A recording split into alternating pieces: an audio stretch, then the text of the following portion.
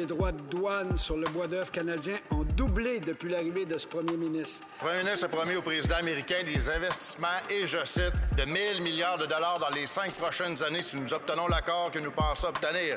Le premier ministre est revenu de Washington les mains vides. Pire encore, le bois d'œuvre n'est même pas sur sa liste des priorités. Pourquoi le premier ministre laisse tomber les 200 000 travailleurs du secteur forestier et les familles qui dépendent de ces emplois? Est-ce que le premier ministre sait qu'il est à l'emploi des Canadiens et non pas des Américains? J'apprends que le premier ministre parle juste 17 du temps en français lors de ses discours.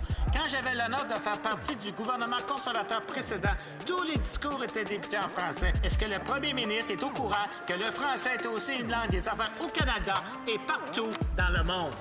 Le premier ministre avait promis une entente pour enlever tous les tarifs. Pourquoi, une fois élu, il respecte plus ses promesses?